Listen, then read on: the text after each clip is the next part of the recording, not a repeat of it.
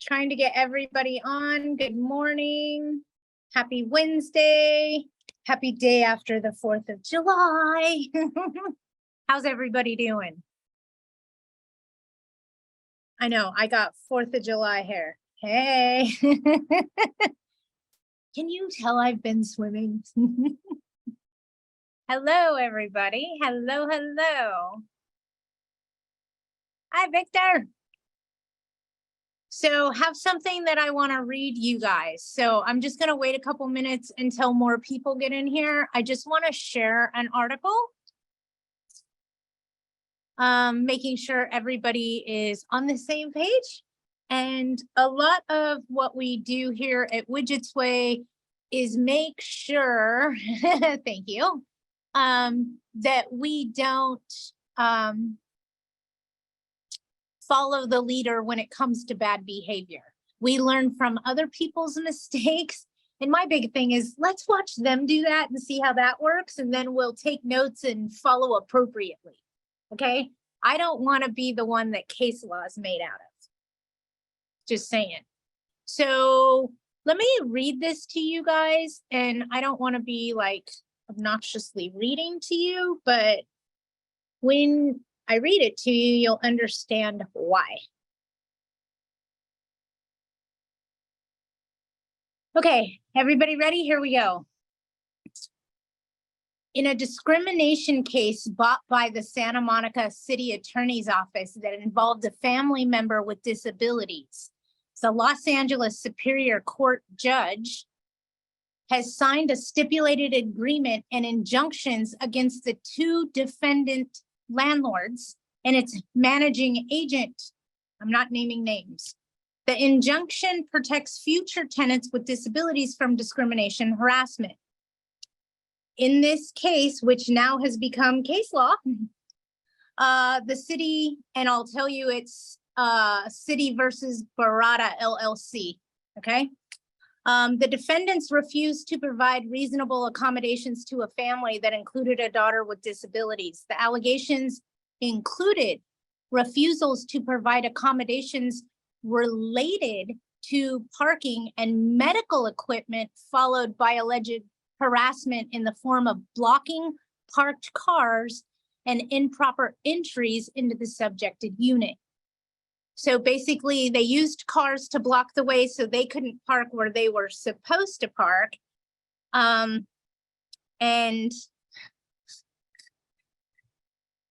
wouldn't allow medical equipment to be delivered to a disabled person, okay? And this is a child that's disabled.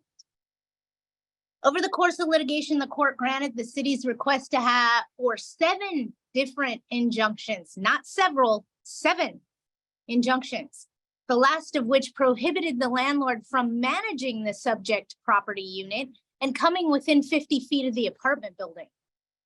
Soon after the city obtained that injunction, the defendant's insurance company paid the family $1 million in the family's related discrimination case against the defendants. When the family alleged that the defendant's harassment continued, the defendants also personally paid a second settlement to the family.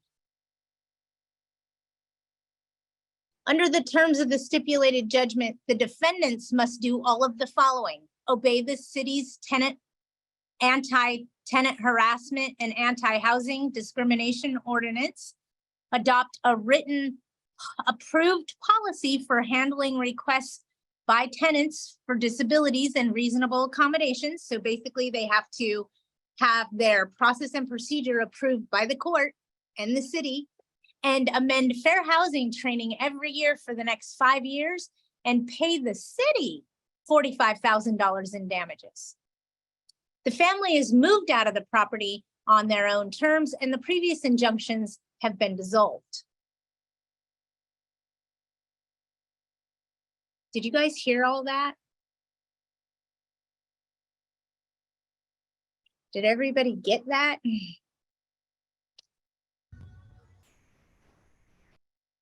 Patty, do you know if their insurance covered any of that? I have no idea. I'm assuming so. I assume that their insurance paid the $1 million and then whatever secondary damage this landlord caused.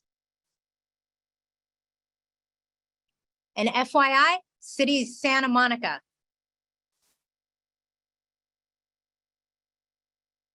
Okay, and I'm not trying to scare you guys. I'm trying to make you aware of the mistakes other people are making so they don't cost you money. That's all. We learn from other people face planning, and we don't do that. Okay, whole reason why I'm explaining to you what's going on. I wish I would know the secondary settlement amount that they had to pay them for secondary damages. I'd like to know that dollar amount, because they paid that out of pocket. You guys, this isn't a joke. A request Didn't you say 45,000? 45,000 had to be paid to the City of Santa Monica for all of this garbage. $1 million was the original paid to the tenants in possession. And then the landlord messed up again and had to pay a secondary damages to them. And they paid that out of pocket. I'm just trying to educate you guys so you don't make the same mistakes. If someone is a protected class in the state of California, meaning a child, or they're disabled, you really gotta tread on thin ice. You need to be very cautious on what you're doing when you deal with a medical disability or a protected class. Look at it in a whole different perspective, okay? What if, and we don't know the circumstances of the medical devices that needed to be delivered to the property, but what if it was something like, and right at the moment, I can't think of what it's called, where they go through and they cycle your kidneys for you because your kidneys can't do it? What is that called? Dialysis. Yes. What if that child was facing dialysis? And here's the landlord going, I'm not making requests for you. You're not doing this. And then they're blocking it so they can't come in and do the medical procedures this person needs. What if they would have passed away at the arrogance and ignorance of the landlord? Ouch. I encourage you guys, if you're dealing with someone that's disabled, please, I beg you, do not try to figure it out on your own. You guys hear me in AGLA classes saying, please be cautious. What you're talking about is a protected class. They are a protected class. That means you need to proceed with caution, not with the sledgehammer, okay? Not the sledgehammer, caution. And I know I look a hot mess, you guys. I'm sorry. It's 4th of July. It's a swimming day, okay? It is hang out with your friends kind of day, and Patty just, yeah. I'm human just like you. I hope everybody still has their fingers after the 4th of July and nobody had any major fires, because that's usually a problem. And that everybody's safe. So now that I talked briefly about what happened, thank you for the background. I bought a new phone and my old backgrounds didn't come with the new phone. So I got a new one. Yes, they have $1 million. Yes, they do. They have over $1 million. 45,000 was paid to the city for damages. $1 million was paid in the first one. And I'm pretty sure the way that it's written was by insurance, because they made a comment that the secondary case that came after the first stipulation was settled, they were still harassing. They were still doing whatever they were doing. Maybe letting others park their vehicles in a manner that blocked them from having their medical equipment delivered properly. I'm going to tell you guys until I'm blue in the face. There's a new Senate bill out there. It's 579, I believe. They're trying to repeal Costa-Hawkins. They are making it sound like a sugar-coated Twinkie, let me tell you, to tenants. So make sure you are fully understanding what you are voting for when that comes up, because we do not need Costa-Hawkins repealed. It would be detrimental to our business. I encourage you, donate to the PAC fund, write your congressman, write everybody, this is garbage. Simply said, it would repeal Costa-Hawkins, meaning landlords could not get their properties back because they want to move in, they want to sell, they're permanently removing it from the rental market, or they want a family member to move in. We would lose those rights. Paying attention? Repealing Costa-Hawkins would make us lose those rights. Do you want to know who's putting this together? Because I could tell you. It's the AIDS Foundation. It's the same people that implemented rent control, that implemented Larceau. It is that activist, and I don't know why, but it's the AIDS Foundation. Apparently, they've raised way too much money for AIDS that they don't need anymore because people know about it now. And they're focusing on housing.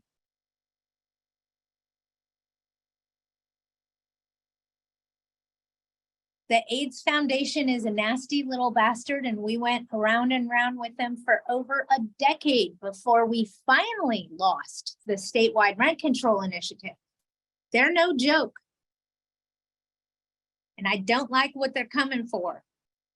You know, at some point, something's got to give for us as landlords, because what's happening to us, in my opinion, is unconstitutional. We have no recourse because we're the minority. That shouldn't matter. At what point is this bad? You know, like bad.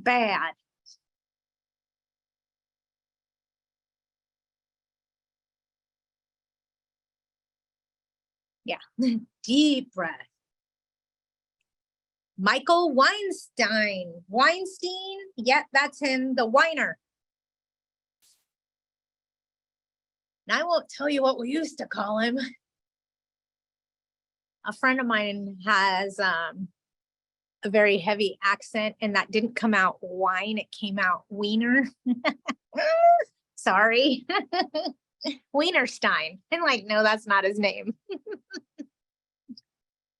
But yes, that's exactly who it is. He's no joke. He has, for lack of a better way to describe it, very deep pockets. Oh, see, now everybody's knowing. Yep.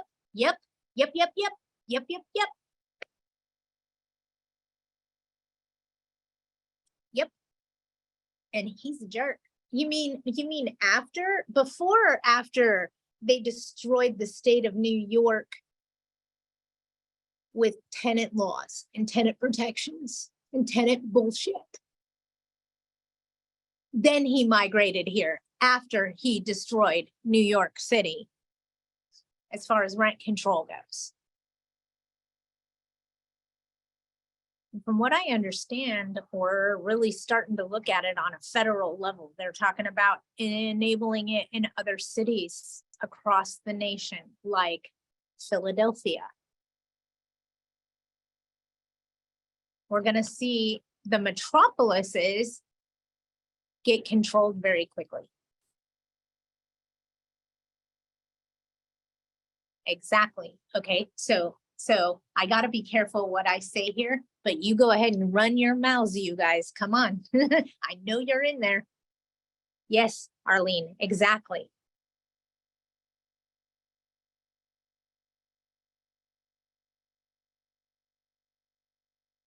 We've been anticipating the real estate market to, and I got to be careful what I say because I'm a broker, but you guys, I don't practice sales. So I'm not trying to get your listing or get you to sale. I don't profit from that at all, okay? I don't do sales transactions.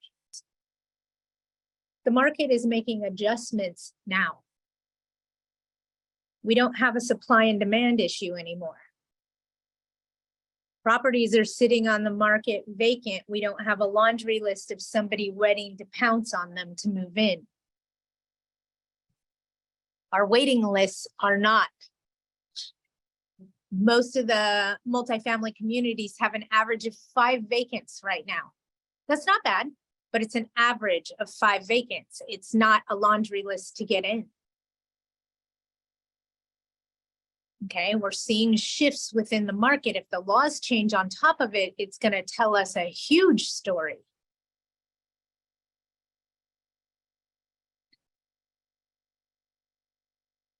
What is his purpose?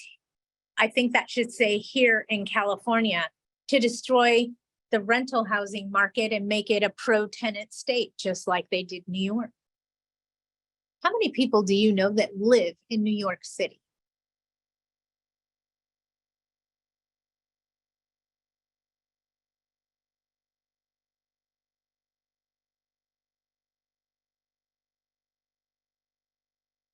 And from what I understand,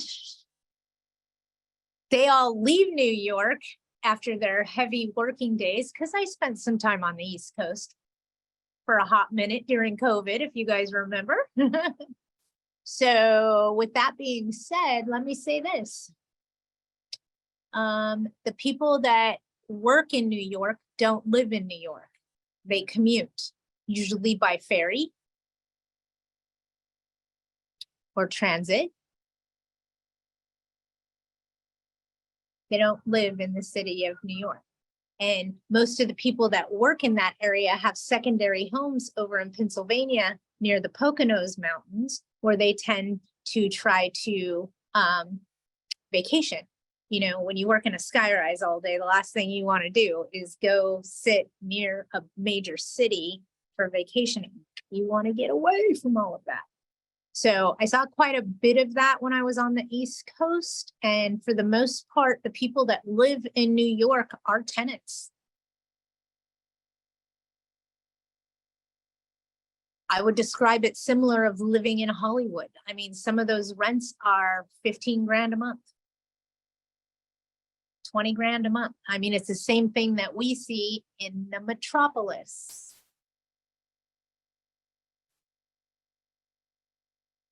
All right, I know you guys are going to start with questions and concerns, and hopefully everybody still has all their fingers from the Independence Day holiday. I did at my place. And my dog doesn't bark, so it's great. No stress or panic there. We actually put her on her leash and took her out in the yard with us to watch the fireworks, and the noise didn't bother her at all. Very fortunate for that. Very fortunate. My old dog, different set of facts. We have a basement in our house, and we used to put him in the basement and sit down there with him and turn the TV up really loud because he did not handle fireworks well at all.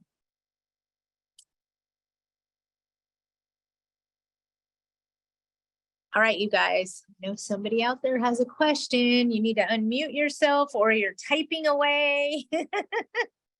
Hi, Patty. I have a Hello. question. What you got? So I have a property in Inglewood. And the tenant that lives there at one of it's a few properties, like they're like bungalows and units. It's a mixed use. Well, not mixed use because it's not commercial, it's all residential. But one of the tenants that lives there, he has like 7 grills on the property, like barbecue grills. Okay. Yeah, he has a catering business, and yeah. And I asked him, and he had a bunch of like gas tanks, which are fire hazard. I asked him to remove all of that, and he removed the majority. He had like 10 grills out there, but now he has 7, and he says that those are his personal use grills.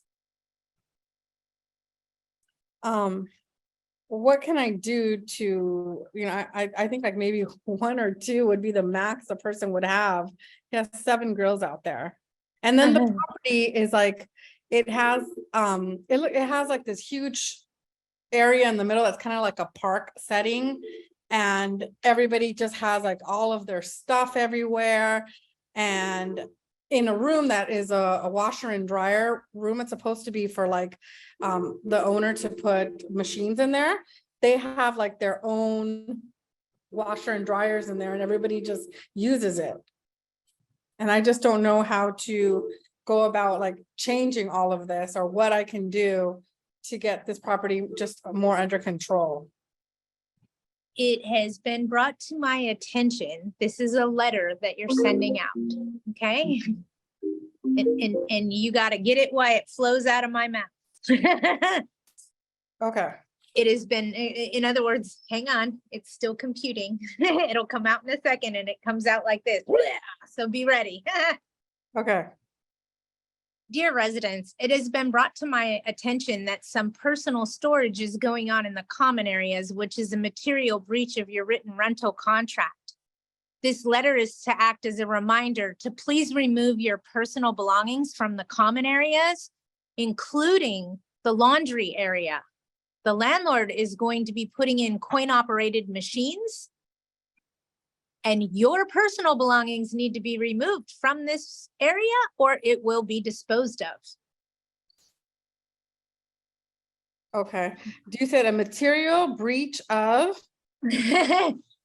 You're gonna be able to rewatch this later on the YouTube Yeah, I got channel. almost everything. Yeah, you're right. I got almost it all, but I didn't get the material breach of Your written rental contract. written rental contract. Okay, got it. And I'm sorry, when it comes out, it just comes and I can't. No, I control got the almost speed. all of it. I got most of it, and I didn't remember that I could go back and rewatch it, so that's great. Yes, and the speed it comes out at, and it's funny because I do the same thing to my coworkers, everybody here has had it happen to them. Yeah. Or Patty just goes, wait, what'd you say? That was perfect. Yeah, rewind, it works great. Yeah, I will. I'm gonna rewind. I'm gonna rewatch this. Yeah, And- sometimes it only comes out once, so, hey. And so what about the grills? It just the same thing? Write him a letter about the grills or? You're No. notifying all residents to remove their personal belongings from the common area. Those would be his personal grills. But the grills are in his backyard, not in the common area. In the common area, they have like, a bunch of shit like. What does your written rental contract state about storage of personal items? I have to read it. Okay, because that's what you're gonna enforce, Okay, all right. okay? And Mhm. did you register this property with the city of Inglewood yet?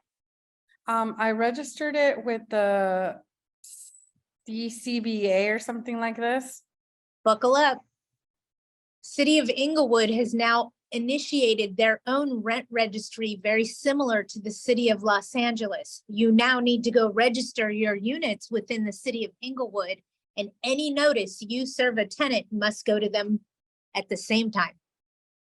Cause I just started an eviction at that property actually with fast eviction. And they said it sufficed with me registering it with the, DCBA? yeah. Okay, I'm just trying to help tell everybody, because this is something new So that we now have to do now. I should register with the city of Inglewood as well now. If your property is in Inglewood. Yeah. And not in unincorporated LA County, yes. How do I guess, how would I know if it's? The city of unincorporated? Inglewood, will tell you. Just call Okay, them. call 'em, They have okay. their own rent department now for the city of Inglewood. Okay, I will call them. And then also like with rent raises, it's so confusing with the CPI and all of that. It's just, it's a nightmare. Do you want the easiest way to do it? Go onto the webpage and do the thingy? Okay. Because I did it and then they're like, well, it was different than what Agla had said. So I'm just a little bit confused. I understand, and I would err on the side of caution if it were me. For Yeah, me, I'm not doing any rent increases until next year. yeah, I want to make sure 6 months has passed since the pandemic period officially left so that they can't say my increase is retaliatory. But remember me, I don't like going to court. I don't like getting sued, and I want to err on the side of caution. yeah. Okay. I'm not telling you you can't. I'm just telling you I'm not. Yeah, no, I called you last week because I wanted to do a rent raise for a single family residence in city of LA and you told me the same thing and I decided to wait. Yeah, Yeah. Look at it this way. If you do a rent increase right now in some of these cities, it means that later, if you decide that you want your house back, you have to pay 5 times the amount of the relocation fee because you raised the rent now. What? Yeah, What? can you, why? Why is Right? It's all part of the bureaucracy and bullshit to try to run the landlords out of business. And what they don't understand, and please pay attention, is Yeah. if they successfully run all the landlords out of business, these government agencies are going to purchase the properties and they will now control the rental market. So that isn't going to help tenants at all. Right. Now they're going to have a government agency who is going to, and hear me out, not work with them if they don't meet their criteria, if they don't follow their guidelines, if they don't this, they're going to get exiled. Yeah. You watch. You watch. And then where do those people live? On the street. You don't think mom and pops are going to say, oh, you can rent from me. I feel bad for you, because they're chasing us out of the industry. Yeah. Yeah, they're gonna live in more tents under, on the streets in front of the $1 million. What is the Democratic Party's vision of our state? I'd like to know. Yeah, I don't know. Can you talk a little bit more about the 5 times relocation fee? If you raise rents in some municipalities right now, until before the end of the year is over, when you're supposed to raise them, they say that if by doing that, if you ask the tenant to vacate later at no fault of their own, you have to pay 5 times the relos.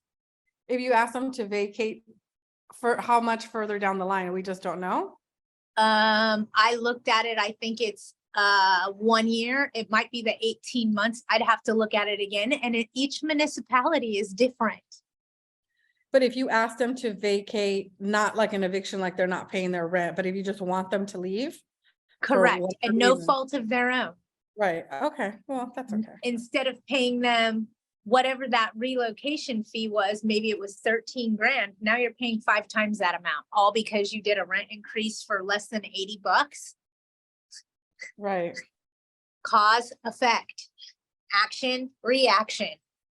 Mm-hmm. It's a way for them to get you not to raise the rent right now. And if you do raise the rent right now, that you don't ask the tenant to move out later. It's control. That is all it is. Got it. Okay. Thank you. You call it whatever you want. It's control, because you're damned if you do and you're damned if you don't. Yeah. And for me, I don't know what's going to happen in the next 6 months, 8 months, year. I don't know. So I don't know if I'm going to want to ask my tenant to leave at no fault of their own. Yeah. That's why I didn't raise the rent. I don't know what's going to happen. I may decide I want to sell that unit, and then I don't want to pay them 5 times anything to get out. Mm-hmm. I want to just say bye-bye, but it's not that easy. We all know that. Yeah. I don't think that the other side of the fence realizes the cause and effect, the action and the reaction. What they want to have happen is not going to happen by the way they've changed the rules. It's going to actually do the exact opposite.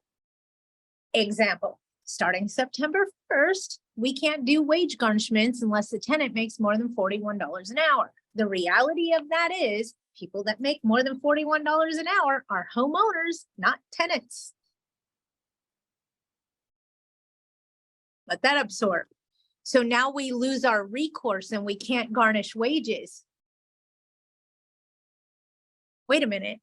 So I have these money judgments that don't do anything for me because I can't garnish wages starting September 1st unless they make more than $41 an hour. What are we talking about here? Let's put this in perspective.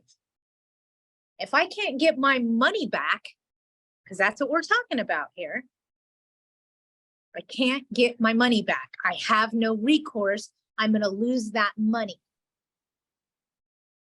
I'm going to be really quick to evict, and I'm not going to work with anyone. It's going to force the exact opposite of what they want to have happen. Now, is that for one person or can it be combined? What about if it's two adults and combined they make 50? Can you garnish No. that? No? Nope. New debt collection law takes effect on September 1st. My opinion is that most people will remove their grace period to combat with this new law. Patty, why would we remove our grace period? Because how many times has a tenant called you on and said, I'm not going to pay my rent on the 1st. I'm going to be late this month. This happened, that happened, life happened to me. I'm going to have to pay that on the 15th or the 18th this month. Are we going to wait? What happens when the 15th comes and they had to do something else because life is happening to them? It happens to all of us, does, but we're not going to be so quick to want to work with them when we don't have any recourse. It's going to be like this. Okay, well, I served you a 3-day notice to pay rent or quit on the 2nd, and on the 5th, I started the legal process. If you have the money on the 15th or the 18th, you can buy out of legal.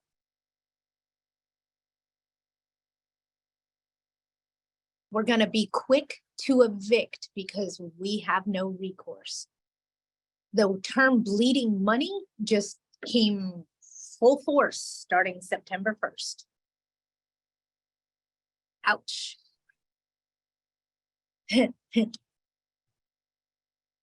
August, I'm going to guess that I'm going to see a bunch of change of terms of tenancies, removing the grace period. People are like, why would we do that? It just goes to show them, I'm sorry, rent's due on the 1st. It's delinquent on the 2nd. I'm serving notice on this, the whole state of California. Yes, it is. Welcome to Gavin Newsom. From what I understand, he's also going to try to run president. And if him or Biden is reelected, you can probably assure yourself that nobody in California voted for either of them. So how they win? Pay attention. All right. Hey, Patty. Hello. Hey. What do you have for me today?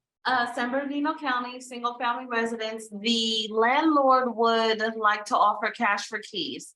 Does the landlord have any right to ask for the back payment in the cash for keys agreement?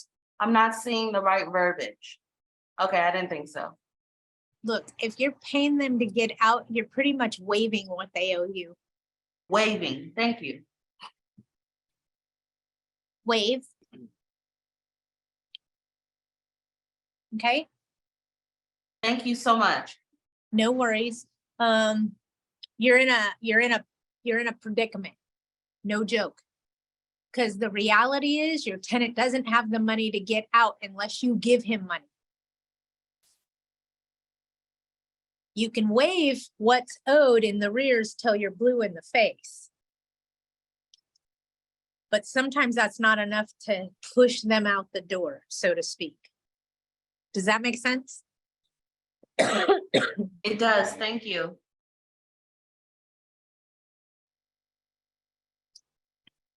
Anybody else have anything? Yes, Okay, what you got? this is what I have, Patty, and you and I may have to talk offline. Okay. But I kind of mentioned it to you over a month ago. I just got real busy because I had death in the family. But in any event, I have this, when I say difficult, one of the most difficult tenants, and I guess you would call this person a professional tenant. Her whole intent when moving in an apartment is to find ways to deliberately sue the landlord, which I did not know, because what she had, every time she has a lawsuit against a landlord, it gets sealed. So how would you know unless it's public notice? But anyway, from the day that There's a way to know. There's a way to know. Oh, really? Okay. Okay. Yes. Everybody, please pay attention because nobody teaches this but me. I guarantee it. Okay. There's a list every court keeps by county.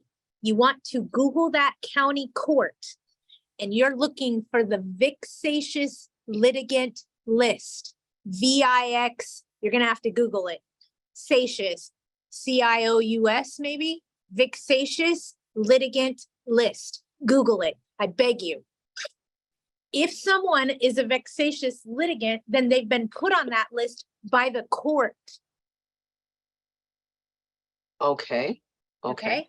So you never want to rent to somebody that's on the vexatious litigant list. Make sense? Yeah, well, it's a little bit late. I mean, I'm glad you're I- telling me this. I wish that I had known this prior to. But I let me- understand. I want you to tell me specifically what to do. This particular tenant moved in as I'm gonna call a market renter, waiting for her Section 8 to be approved. And I went for the okey doke, talking about an Oscar-winning performance she did. The first time I've ever gotten burned like this. But anyway, from the time she moved in, literally nothing had happened between she and I, no disagreements whatsoever. Yet, when she moved in, within a few weeks, she had gone to LAPD. The property is, by the way, is in the city of Los Angeles. And she is a Section 8er. And Okay. she had gone to LAPD and told them, well, I live in San Gabriel Valley area. She told them that I was down there and I was following her, which is totally untrue. No truth to it, not even close. No Said that merit. no Okay. merit, no merit, none whatsoever, just a way to, and what I didn't understand from when she first moved in, I came back a week later just to ask her, was everything going okay? Did she need anything? Was everything working properly, et cetera, et cetera? This is during COVID when she moved in, right? This was August 2020.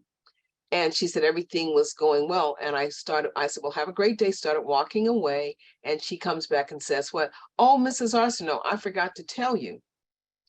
I won't be living here long, maybe a couple of years. And that was in 2020. And I said, oh, really? I said, why such a short stay? She says, oh, because I'm going to be buying my own house. At the time she said that, I did not know she had just previously sued her previous landlord for $1 million, although the courts only negotiated to $300,000. And she's on Section 8. I even tried to notify Section 8. Isn't there a problem with her having that kind of money and yet being on Section 8? They couldn't give me an answer. Bottom line was she was attempting, and I said, how is she going to buy a house? Her total income was under 10 grand a year. And yet she says, and that I was scratching my head when I walked away. How is she saying, oh, because I'm only going to stay here a couple of years because I'm going to buy a house. And then after the madness started the next month, understood what she was saying. It was her inside joke. Oh, because I'm going to sue you. I'm going to find a way to sue you.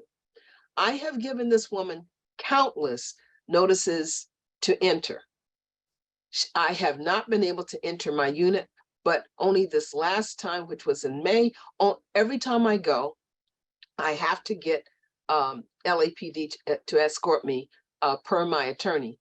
He's not an eviction attorney. He was a civil attorney that was referred to me because she also, within this short period of time, she attempted to sue me again for what, unbeknownst to me, I get a letter from another attorney out of Orange County asking me, was I aware that I was being sued? And I said, for what, by whom? Your tenant. And he gave her name. And he said, are you aware of it? I said, not at all. Well, anyway, she was suing me for harassment on, what did you call it? HR, harassment and restraining order. Uh-huh. And I've never even shook her hand, not let alone anything. I've never even touched her. But she claimed that I was harassing her, which there was absolutely no, when it did go to court, cost me $4,500 to go to court on this, which I want my money back because the judge saw right through her BS and he dismissed the case. It didn't stop me from losing my money by going to court on it. And the judge said everything she had on there was just absolute BS and he was not impressed. So that particular judge dismissed that case. Well, when that didn't work, she goes to the city and she files complaints against me over and over and over, but she won't let me in. So it cost me another $7,000 in July of last year because there were things that she claims that were wrong with the unit, but would not let me in to come and see it. I had a plumber because right after she had moved in, say 3 months, she said that her her toilet was stopped up. Well, everything in there was brand new, everything. The place was completely gutted and renovated. Cost me $34K. So I'm thinking, what could be wrong? I want to see. I had know ju- why the toilet stopped up, because your tenant's full of shit. Sorry. Exactly. When what happened was, Sorry. I'm so glad I'm so glad you said that. So when we got there, I told her we were coming, me and the plumber were coming. And when we got there, I started to walk in and she took the door and started trying to close me out. And I said, I need to get inside before he starts his work. I need to take a picture of any damages. You're not coming in. He can come in. You're not a plumber. You're not coming in. You don't have to come in. You're not coming in my home. So I'm standing outside the door, holding on to the exterior security door while she's blocking the main door. And then all of a sudden, with the plumber right next to me, she starts yelling. And if you weren't there, you would have believed her.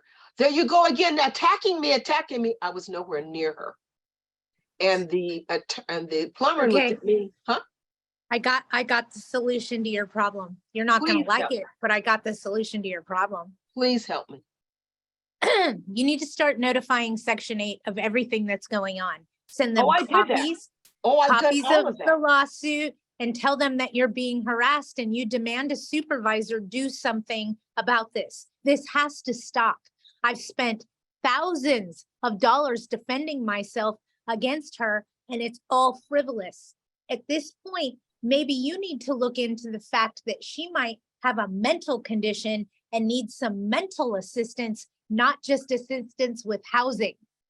Right. And I've already said that. I believe that's what it is, but she's smart like a fox, okay? She's smart as a fox. So every time I go and I bring the officers with me, she always demands that they come into her home so she can speak to them privately. And I have all kinds of cards from the police officers. And when they come out, they whisper in my ear, start your eviction. They're telling you she's a crackhead. She's looking, and I don't mean to say it that way. Yeah. What I mean by that is she's just waiting Yes. for something to happen. Yes. Yep. But every time it's costing me money.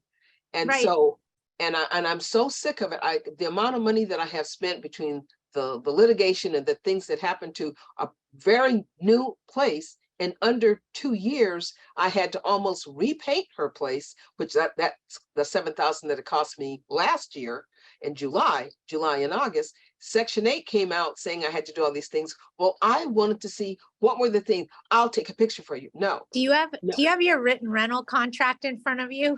Um, Can you see me bouncing on my seat? Because I have no. the answer. I have the answer to your problem. You do? Okay. I don't see you at all. I'm looking for you right now, but I don't know what I did, but let me see. Let me click on Huh? view. I'm bouncing on my seat. I'm like this. Oh my God. Oh my God. Oh my God. So I have to here's get the rid of thing. her. Huh? Here's the thing. Okay. Go ahead. If you have a provision about an attorney's fees clause in your rental contract, Yeah. she may have to pay all those expenses you incurred back to you. But it says, I think it's an AGLA form, the maximum fee is $500 for litigation that you can charge the tenant. Am I That's correct? attorney's fees. That's not your costs. Oh, okay. That's okay. That's why I'm bouncing. I'm like, girl, I think I got you. So Okay, what please you help me. what you spent in costs, meaning your filing fees, your court costs, those are all, it's your attorney's fees. You can only charge $500. Okay. She Okay. went, now keep in mind, at the time, I know she had just gotten this huge settlement. She went and filed and claimed that she wanted those fees waived because she could not afford them. I have demanded in my agreement, it says that all tenants must have renter's insurance and name me or the company as an additional insured. She writes me back, I can't afford it. It's a material breach of a written contract. Yes. And a reason for you to evict her for a cause. Yes. That's what I want to do. I told her she cannot have that big, huge grill tied to my to my guardrail in the back. She's not supposed to have it. I told her in the beginning, she asked me, could she bring a I grill? gotta see the contract. I gotta Okay. see the contract. How can I get it to you, Patty? Girl, you can email it to me at Patty, P-A-T-T-I, the letter L, like Okay. loud, Okay, at fastevict.com. That's where I work 40 hours a week. Okay. Okay. okay, Or you can send it to Widget at widgetsway.com, but then it doesn't go to the law firm. I can't ask the attorney to look at it. You Okay. understand? I There's got a you. method to my madness here.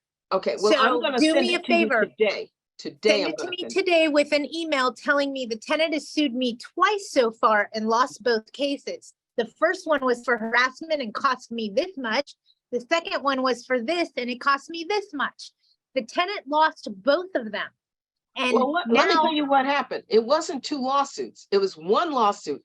The other claims were through the city, you know, LAHD. I got you. She submitted 3 claims, and guess what? They all wound up, she gave them partial truth, and when I was able to prove that she was lying, they turned around and reversed it. Or at first they were going against me. And then when I showed them the entire, instead of the 4 pages of the lease agreement, I gave them all of the addenda. And the total 28 pages, they came back and reversed their decision against me. okay, just so everybody else knows what she's talking about, we don't use the word addendums. It doesn't Okay. exist. It's called Okay. addenda. And Right. she is telling you that she gave them all of her addenda, meaning every single one of her addendums. Right. Okay, I'm just explaining the process and the verbiage you used, nothing else. Okay, thank you very much. No And when worries, they thank saw you. that, they sent her a letter and me a letter saying, because you did not reveal everything that we had asked for, we have decided to stay with everything exactly as it is. Well, but- I don't mean to Mhm. poke anybody in the eye, but I Okay, would find that court case that she was awarded $300,000, yes, knowing full well that her attorney took 33 1/3% of it. that's correct. Oh, I can That's- guarantee it. I've seen the paperwork they sign, okay? Yes, yes, And that's I'd be correct. asking Section 8, isn't this fraudulent about her finances? Right. And I did do that. I put it in writing right after she had moved in because I wanted to Oh, cancel the no, no, no, contract. no, no, no, no, no, no, no, no. You need No. to call Section 8 and ask to speak to the fraud department. Just telling the worker sometimes isn't enough, Okay. Okay, okay? okay. I'm writing it down. And email me that contract and email me the 2 lawsuits, because if I could pin the expense back on her, I'm gonna. I'd also Please be do. notifying Section 8 of, hey, and here's me talking to you. And Okay, it's not just me talking to you, it's this entire room of people talking to you, because we pay that person's rent. right, you. right, right, We're right, all taxpayers, right? right. So what she's doing is stealing money from all of us. That's correct. That is So correct. we all encourage you to notify the fraud department at the housing authority. Well, I'm gonna type up a complete cover letter because there's so many other things that is in breach. I guess they call it an incurable breach on some items, and some of the other items are curable. I've asked her to remove her 10 plants, big, huge plants and pottery from my property. Are there any, it's 4-unit building, are any other tenants doing it? Absolutely not. Have I ever granted that? Absolutely not. What she did was forge she did an overlay of my signature. She hand wrote a note in her own writing stating that I gave her permission. I swear to God, I never gave her permission. But Did she you wrote it. did you turn that into law enforcement as No, forgery? you know what she would do? I said, may I have a copy of that? She won't let me in. She takes it and presses it up against the window. Okay, hold it right there so I can take a picture of it and call the police right then and there and Uh-huh. declare forgery. And she won't Forgery. hold it there long enough for me to do that. The game Oh, she is call the playing. police. Call the Okay. police and tell them that she forged my signature on a document. She's holding it hostage inside her unit, and I demand to see it. I need you to come keep the peace. Can I tell you something? You can tell me whatever you want. 4 police officers later, guess what? They What? don't get me in. they don't get me in the unit. The last one got me as far as when the city, LAHD, they came up with all these things that I'm sure she deliberately destroyed the unit, and they made me redo all these things. And then when I go see that it was done and done properly, then she won't let me in. So the last time, which was a few months ago, I think it was March, they would allow me to just come and see 2 of the items. She had watered, according to my contractors, that water had been dripping down her kitchen wall from upstairs, probably for 2 months. Never said a word to me until it became an absolute mess and ran down the wall and started coming onto the floor. Well, Unreported tenant caused damage. yes, It wasn't, because the tenant failed to notify you, they become responsible for the expense. that's what I want to happen, because that did happen. That cost me another almost $4,000 to correct that, because they had to take out the Send me wall. the lease and a synopsis of everything, all the Okay. hell this Okay. person has put you through. Okay, And then okay. I'm gonna come up with a plan of action with our Okay. attorneys okay, and we'll attack. okay. It takes a Thank you. while to happen. Now, let me tell you something that's so interesting. Everybody should listen up on this one. Because of this one particular area code that my property is in, it doesn't go down to the courthouse downtown LA. It is in the jurisdiction of Santa Monica Courthouse. I don't know why, but it is. And I wanted to tell you that to see if that's going to make a difference with your attorney. Nope. Okay, okay. It still doesn't warrant them to be able to to warrant bad behavior. They're actually holding your investment property hostage against you by not allowing you to mitigate damages and provide a habitable dwelling as required by law. You can actually go down to the courthouse, file, I think it's an injunction, Mhm. and get a court mandated order for you to enter that unit. She can't do shit about it. Oh, well, I need to do that first, because I have not. I haven't seen my unit in 3 years. They only allowed me to walk into the kitchen only to see that the wall was placed back. I have no idea. I'm almost certain that those other units, it's got to be something really, really Right. bad that she doesn't want me to see. There is something we can do, or either that, or she's just being an obnoxious twat, one or the Right. other. In the 36 years I've been doing this, I've never in my life encountered this. I had as many as 33 units, and never before in all of these years from 1986 till now have I ever encountered this. From any You know what other I call that? You know Tell what I me. call that? The Good tenant from hell. management. Okay, thank you. Thank you. Thank you. You by deserve it. by the way, Patty, she lied on the application. The person's name that she gave as the landlord, it was not accurate. It was not true. It was a friend of hers. Oh, wait a minute. Tenants don't lie. Right. So my theory is this: when you're screening your applicant, Yes. you have 2 things you can use to your advantage. One Yes. is a credit report you ran, and Yes. one is a piece of paper the tenant lied on. Which one I do have you both. want to use? I have both. As a matter of fact, I have 15 doors right now. And the length of time that it took for me to go from the amount of correspondence, I have no less than 3 full bankers boxes of correspondence. This woman at one point was writing me weekly about complaints from the time she got there in a brand new unit. The doors, the floors, the ceiling, the walls, the windows, the appliances, the bathroom, the kitchen, everything was replaced in there brand new. Everything. Quartz countertops, hardwood floors, everything. And I have not been able to see. And people wonder why landlords sometimes don't want to be landlords anymore. Well, why don't they want to be a landlord anymore? Because you get somebody like this that, with all due respect, is up to no good. Right. Looking for a reason to make money off of you. Right. With and at the same time utilizing taxpayers' dollars to live for free. And people want to know, why don't we want to use Section 8? Well, everything I'm telling you, has been communicated to Section 8. She's had now in less than 3 years, 3 to 4 different advisors. What is that telling you? They were so sick of me. Every time I gave her a notice, I would send it to them.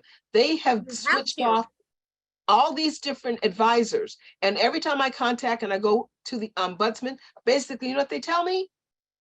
You need to do a better job of choosing your tenants. We can't get involved. You need to get yourself your own legal, your own attorney. Do you They want do to tell nothing. me why the taxpayers are paying her rent when she has a hefty sum of Right. money sitting in the bank? Right, If you can tell me that, worker, I'll tell you why I screened her the way that I did. right, right. She had Yes, paid them Melanie. Yes, Melanie. right, She and it put didn't have it. such efforts.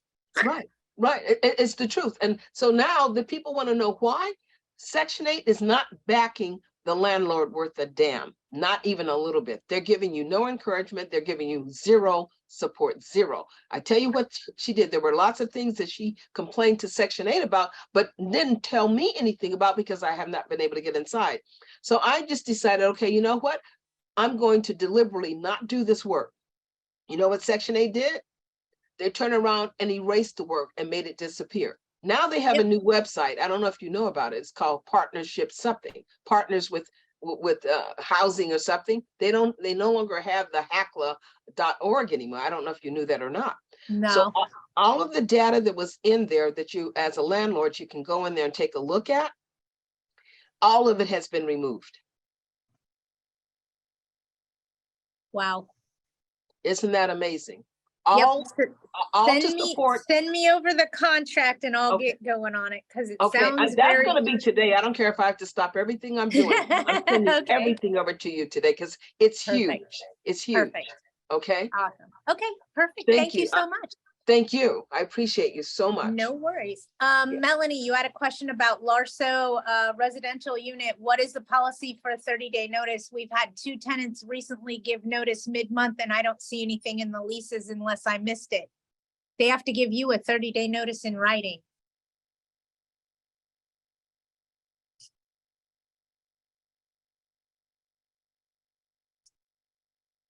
Why am I doing that? Because you don't have to pay relocation fees. You don't have to send a copy of a notice somewhere. The only thing that I would highly suggest and recommend that you do is notify them of their right to have an initial inspection. Because Okay. you're required to do that by law if you want to deduct anything from the security deposit. Okay? That's all. Hit the easy button. Perfect. Perfect. The only other thing I would tell you is make sure your insurance is current and that you have all, whoops. I pushed the wrong button. I almost closed our meeting out. I'm sorry. I am blonde. Today I'm blonde. Sorry. That was crazy. Squirrel, sorry, let me go back. You did the initial inspection. Great. If as long as you notified them of their right to have an initial inspection, you should be fine. Why is Patty telling you to call your insurance agent and make sure that your insurance is current? Is because there's a new trend going on. And tenants are not suing landlords for habitability issues while they're still in possession. They're waiting until they vacate because then they can sue for a lot more money because the landlord can't fix it. So with that being said, make sure your insurance is current. Make sure you have unlawful eviction coverage. Make sure you have loss of rent coverage. Make sure you have any other coverages that your agent could recommend. And the reason you're calling them to upgrade your policy is you just met with your tax person. Okay? That way, if your tenant's intention is to move out and turn around and then sue you for habitability issues, your insurance company would be the first person you'd contact. And if they won't help you, then you contact your legal counsel. We're seeing this as a trend, so I'm trying to prepare you and make sure that you know what's coming at you. But we're seeing quite a bit more now. Tenants are not trying to sue for habitability issues while they're in possession. They're waiting till they vacate and then attacking. So anytime you get a 30-day, take a deep breath and think about it. Have they notified me of repairs? Just ask yourself all the questions in your head. Okay? That's me trying to be hopeful. Let's see if anybody has anything else. Yeah, the initial inspection is the only thing.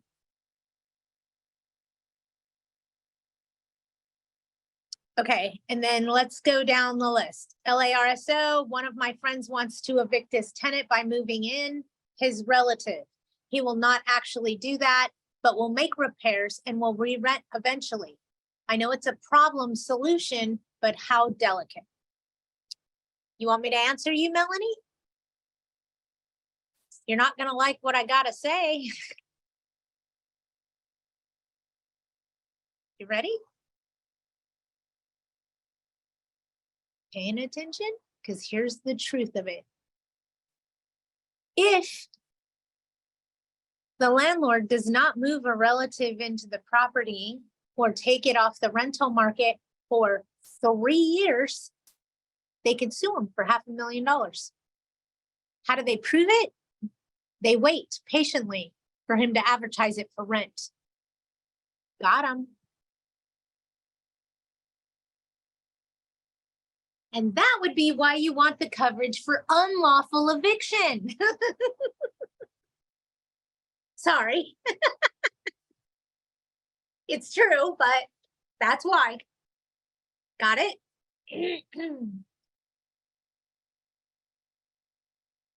Can you run over inhabitability insurance uninhabitable? Or is there a paragraph?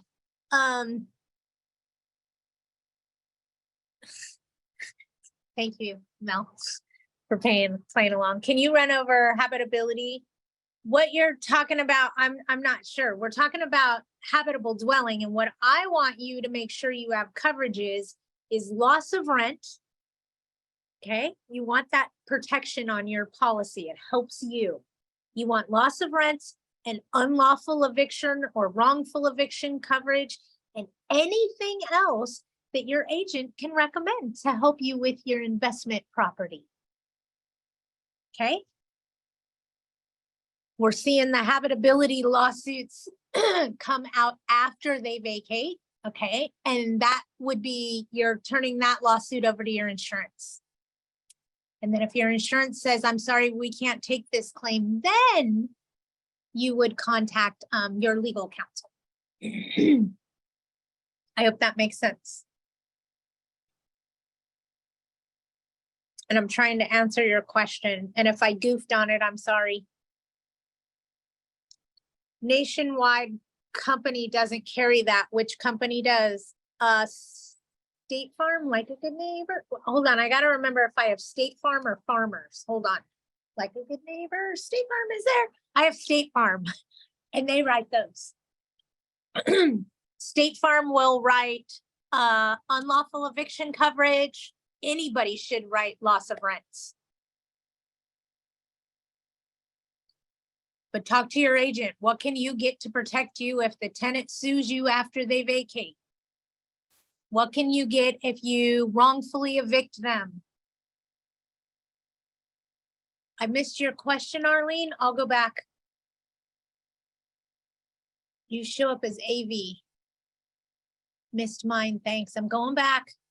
Vexatious litigant, is that for all of California? Vexatious litigants? Yes. State of California. Actually, I think it's a federal law that they keep a list of vexatious litigants. I sent the tenant the plumbing letter with proof of mailing. Have not heard from the tenant. How long do I wait to hear? It's a demand letter, so they have 30 days to pay you. If they don't pay you in 30 days for the plumbing expense, then you could sue in small claims, put it on their ledger, deduct it from their security deposit when they vacate. Things like that. Is that what you're asking me, Arlene? 30 days before you can file a lawsuit to answer you. Okay, yes. So I should just let it sit for 30 days. Don't ask them whether they got the letter or talk to them or anything. Well, no, look at it this way. You send them a demand for payment.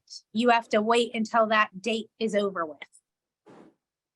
Okay, Make sense? okay, thanks. No worries, anytime. And when I talk to them, should I do it anything in writing or verbal? See what they have to say. Did you guys want to make payments on this? How did you want to handle this bill? Okay, thank you. Okay, so you want to wait 30 days and you're in line to do a lawsuit at that point. But that's when I usually reach out and go, can we make a payment arrangement? How do you want to approach this bill? Are you calling your insurance company? You know, Mhm. And if you're gonna do a payment plan, the bill's $2,200. Can I request it within 12 months? yeah, you're giving them the opportunity to make it right. If you want that $2,200 paid within 12 months, you do the math of what the minimum payment is that you want monthly. Mhm. And there's no Okay. interest, correct? You cannot do that, no. Okay. Okay, great, thank you. Well, hold on a minute. Can you charge, you may be able to charge interest, but I don't want you to do it. Does that make sense? Okay, no, that's fine. I'd rather have it go through a collection company and be done that way so that it's not you profiting from their, paying attention, profiting from their delinquency or their, you get me? Mhm. It's almost like a secret profit. So no, I don't want you to charge any interest. How should I handle a long-time tenant changing her name from the original lease agreement? Should she sign a new agreement or a name change agreement? Did she get married? Marion? And I don't mean to be a jerk, I'm just asking. If they got married, they are a protected class, so you want to be very careful and just ask for a copy of her marriage certificate. Okay, good. Did she change her name and then tell you that her name was changed and she wants an agreement under her new name?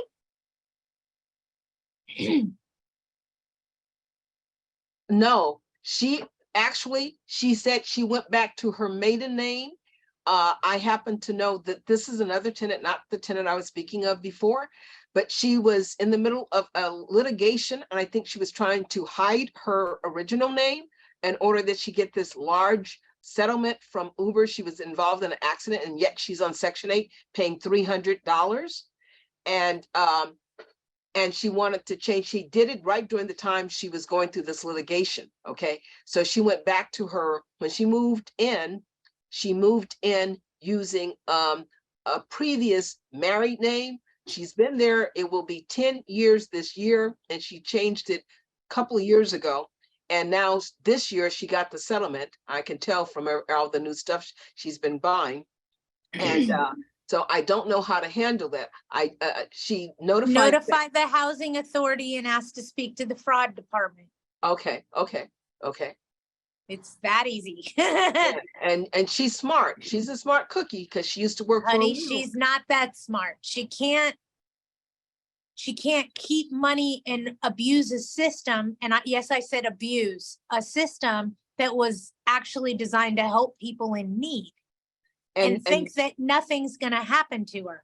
and I yet hope she drives understands she Uh-huh. must look good in orange. right. And please understand, she drives around in an E350 Mercedes. Okay, and she got this huge settlement, and she acts as though I'm the tenant and she owns my building. She tells other tenants what to do and what they can't do. She's had people to come over to try to work on my building, but I have cameras around and I was able to see that without, unbeknownst to me, and bothering other tenants as to what they're doing. So she really needs to go. She's on Section 8. She's been there too long, and she's constantly trying to suggest what I need to do with my building, which is absolutely nothing, which is ridiculous. I can You know, think again. if you want to do that to the building, I suggest you go buy your own and leave mine alone. Oh, I've told her that. Oh, I told her. I put it in writing. I put it in writing for her not to contact me with that about anything other than something that's broken or needs repair in her own individual unit. But I've been seeing on the camera different contractors going inside of my unit. Again, she told me, which I know is incorrect, that as a landlord, I cannot be the one to serve her a 24-hour notice to enter. I have to have a professional service provider to give Please, her. please review California Civil Code 1954. Okay, okay, And that's what I would tell her. Please review California Civil Code 1954. okay. So I'm going to be going over there again. I'm going to give everybody notice. I'm not going to single her out. I'm going to go to each one of the Bingo, units. bingo. Now Yeah. you're talking my language. Yes, yes. Because then it was going to be stop harassing me. She's a cuckoo case too, because the tenant that lives above her, she actually called me and put it in writing, asking me to ask my tenant to remove his shoes before entering his unit because it's disturbing her right to peaceful enjoyment. I'm so sorry that you're so unhappy living here. Did you want to give me a 30-day notice today? Can I say that? Because I understood that to say that was Absolutely. harassment. You're asking a question. Okay. Okay. You're not harassing her. You're Okay. asking a question. Uh-huh, uh-huh. I'm so sorry that you're so unhappy living here. Did you Mhm. want to give me a 30-day notice today? Okay, okay. I'm gonna get that letter out to her as well as the. No, no, tenant. no. That's coming out of your mouth. Oh, okay, verbally. Say it verbally. What you put in writing needs to be a very small amount, Right. very small amount. Well, she sends me these bogus, she sends me emails or text I got messages. you, but what you Yeah. send out in writing needs to be very Exactly. small amount. No Exactly. joke. And you And need that's how to I handle use, her. That's how I handle her. you need to use non-absolute terms. Right. Always. Absolutely. Could, Right. should, might, maybe, most likely. Mhm. Because if you only give no absolute terms, then you're absolutely not giving the wrong answer. Okay, okay, You also can't harass them in writing if you don't use absolute terms. Okay. Example, if you don't pay your rent in 3 days, you could be evicted. Did I just threaten them? no, If you don't pay your rent in 3 days, you will be evicted. Did I just threaten them? yes, Stop using absolute terms. You'll save your asset a fortune. okay. My kids hate it. What do you want for dinner, Mom? Well, maybe I want, and they're like, no, give me a definite answer. I'm like, nope, can't do it. My brain is rewired. Right. And that makes sense to me. That totally makes sense. Yeah, So try to get a definite answer out of me. Good luck. Okay, but don't 'Cause put it in you writing, can't. do a verbal, I would like to also inject that every time we talk, she has her phone recording, whether it's in person, whether Section 8 comes out. That was another thing. Last year, she had muddied the waters really bad in her unit. She took the double sink, this porcelain. I'm not giving you permission to record me. Well, Oh. I'm recording you anyway. Okay, I'm not giving you permission. That Okay. makes it not submissible in court. Okay, good, very good, very good. Yeah. This Unless is- you do a crime or do something wrong. You know what I mean? Right. You can't then pull out a gun and shoot her and say, oh, you can't use that video in court. So does Section 8 have the right, and because prior to COVID, I met every single Section 8 inspector on every single inspection, the first, the second, the third. Now, she's requesting that they do only what they call it's similar, I guess, to Zoom, and they're remote video. So they never notified me. And so next thing you know, I get this letter or a notice from Section 8 of all the things I have to do. Well, these are the same things she's been asking me to do. She wants me to replace her bathtub because it's not shiny and new. It's a 1950 building. Of course it's not shiny. Is it broken? No. Is it rusted out? No. So It's cosmetics. it's cosmetic. I'm So- so sorry you're so unhappy living here. Did you want to give me a 30-day notice today? I'm not replacing a bathtub that's fully functionable. Right. Well, she did that to this kitchen. She did it for the carpeting. She tried to say the carpeting in her living room, which there's no water or pipes near it. And she had a big, huge black spot on it. She tried to say that was mold and I needed to replace all the carpeting in there. And of course it wasn't mold. Just so happened, she asked me about it. Was I going to do it? And I wrote her, I said, I would like to come and inspect it myself, not just based upon what Section 8 said. I went there and everything she was saying, it was ridiculous. So I notified Section 8 that I'm not going to do it. I had gotten 2 quotes from 2 contractors. One was $7,500 and the other one was $7,000.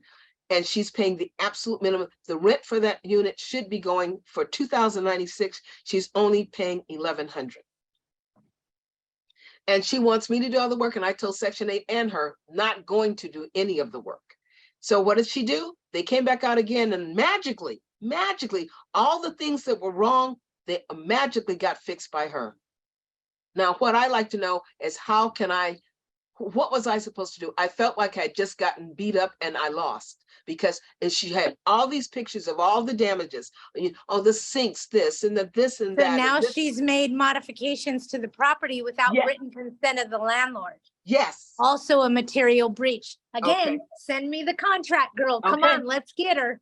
Okay. That's what I want to do. I want to get her out of there, because every Right. year. And do me a favor, take the Yeah. weekend to write to me what happened. I'm I promise I imagining it's will. going to be several pages, so. Oh, it's gonna be a book. It's gonna be a book. Because if once you read it, you're gonna say, what the hell? And it's all relative to Section 8 allowing it to move forward. When she Honey, called, I've seen it all, trust me. oh, have you ever had a case where the tenant or somebody they know contacted Section 8 and said that they were the owner and I was agreeing to waive certain things, and that didn't happen? And even the inspector said, no, I spoke to the owner. I said, sir, I didn't cancel anything. And he said, well, I spoke to the owner. I said, is it the voice you hear now? He says, no, not even close. I said, I am the owner. Who did you talk to and who provided you with the telephone number? Right. And how would anybody else know? Of course, she was in denial. That didn't happen. But who else would have done it but her? So anyway, I sent a 5-page letter to the ombudsman. I went all the way up the ladder. They said they were going to investigate it, and they came right back to me. We're sorry, it's nothing we can do. That was Section 8. I have all of that. Okay, send me the email. Okay, I promise I will. It's going to Okay. take a while because it's a lot of work. Honey, I know. But I it's know. worth it to me. It's worth it for me to get rid of 2 bad apples. 2 different gotcha. buildings, 2 different areas. Yeah. I gotcha. Okay. Thank you so much, Patty. I'm so No glad that I problem. signed up for your newsletter and signed up for your I'm Oh, so thank happy. you. Thank you so much. All right, thank you. Bye, Okay. Arlene. Have a great day. If you need anything else, you let me know. I'm gonna actually end this for today and get back into the office. If Okay. anybody needs anything, you guys know how to find me. Thank you, Arlene. Thank you, everybody. Thank Have a great you. week. You Hunt me too. down. You know where to find me. Bye, Okay. guys. Bye-bye.